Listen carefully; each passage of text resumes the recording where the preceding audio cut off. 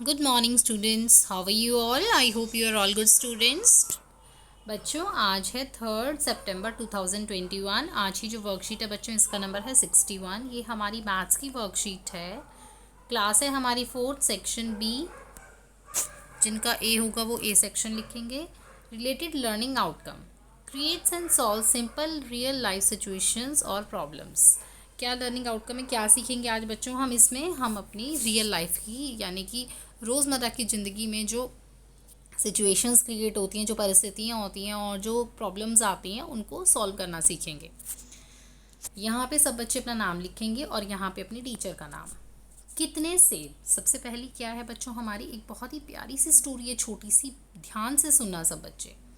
Summer अपनी दुकान पर सेबों के डिब्बे लगाने में पापा की मदद कर रहा था। डिब्बे लगाते हुए वह कुछ सोचने लगा।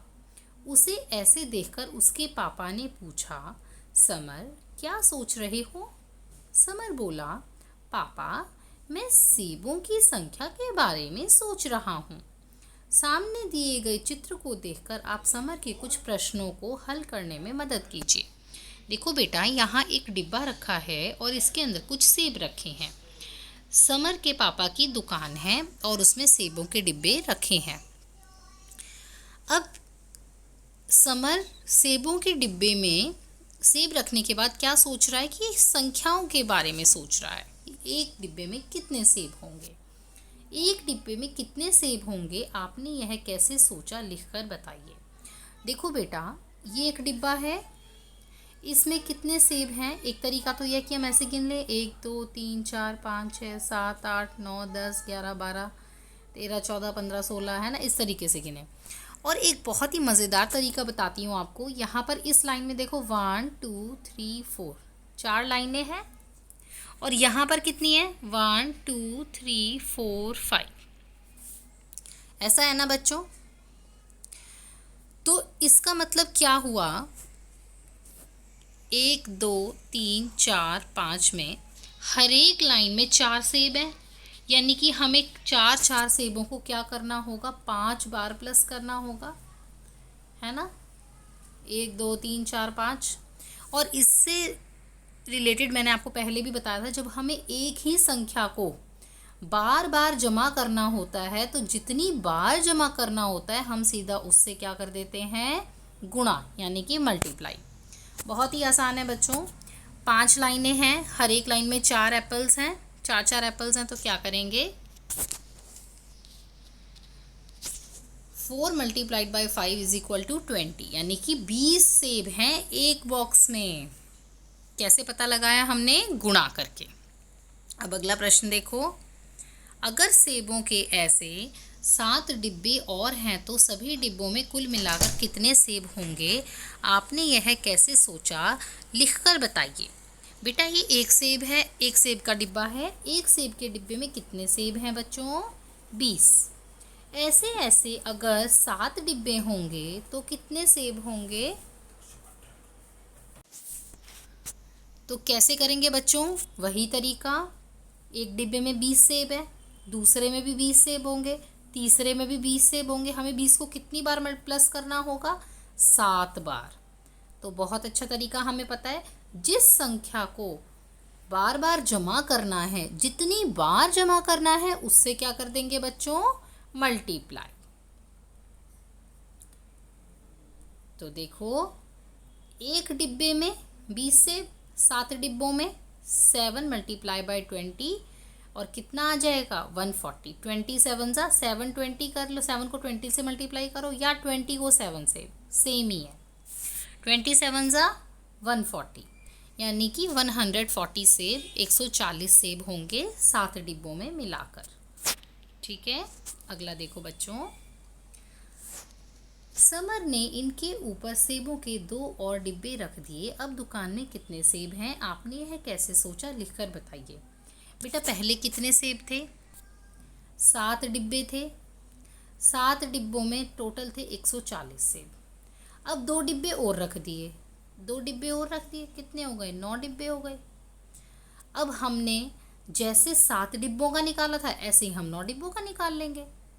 जब एक डिब्बे में कितने सेब हैं बच्चों, 20, तो 9 डिब्बों में कितने होंगे? 9 मल्टीप्लाई बाई 20, सिंपल।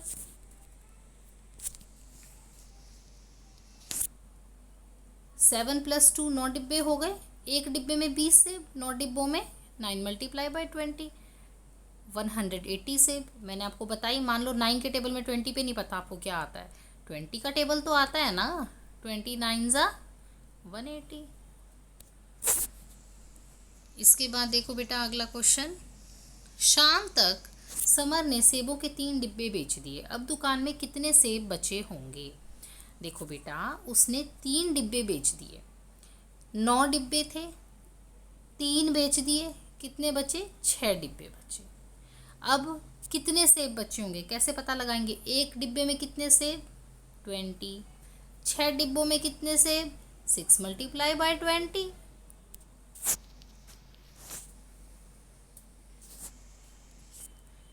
कितने डिब्बे बचे? 6 डिब्बे। कितने सेब बचे होंगे? 6 मल्टीप्लाई बाय 20, 120 सेब। ठीक है। इसके बाद देखो बच्चों अगला क्वेश्चन। अगर समर सेब के एक डिब्बे को 150 रुपये में बेचता है तो सेबों के 3 डिब्बे बेचने पर उसने कितने रुपए कमा लिए? एक डिब्बे को उसने 150 रुपीज़ यानी कि 150 रुपये में बेचा, 3 डिब्बे को कितने में बेचेगा? 150 मल्टीप्लाई बाय 3, कितना आ गया? 450 रुपीज़। ईजी है ना, बहुत आसान है ना। हमने आज इस वर्कशीट में क्या सीखा बच्चों? जब हमें किसी भी संख्या को बार बार जमा करना है तो जितनी बार जमा करना है उसी से उसे मल्टीप्लाई कर दो। हमें पता है एक डिब्बे में 20 सेब हैं, 9 में कितने होंगे? 9 मल्टीप्लाई बाय 20, सिंपल। 6 डिब्बों में कितने होंगे? 6 मल्टीप्लाई बाय 20। तो अब इस वर्कशीट के बाद नीचे देखो बेटा, अभिभावकों के लिए सुझाव। बच्चों को घर के दैनिक कार्यों जैसे कपड़ों की तह बनाना, खाना परोसना, पौधों में पानी डालना आदि में मदद करने के लिए प्रेरित करें। आपको अपने घर में बच्चों पेरेंट्स की कैसे हेल्प करनी है? बच्चों कपड़ों की तह बनाने में, खाना परोसने में, पौधों में पानी डालना और उनकी देखभाल करना। इसके बाद क्या है? Covid appropriate behaviour. कोविड-19 के विरुद्ध लड़ाई में सुरक्षित रहने के लिए मास्क पहने। बेटा कोरोना बेशक थोड़ा कम हो गया है लेकिन हमें बहुत सावधानी रखनी चाहिए अभी भी, ताकि ये दोबारा ना आए। तो सभी बच्चे इसलिए बाहर जाते समय मास्क ज़रूर लगाएं। ये बहुत ही मज़ेदार वर्कशीट है बेटा, इसमें हमने बहुत मज़े से इतनी अच्छी अच्छी चीज़ें सीख ली।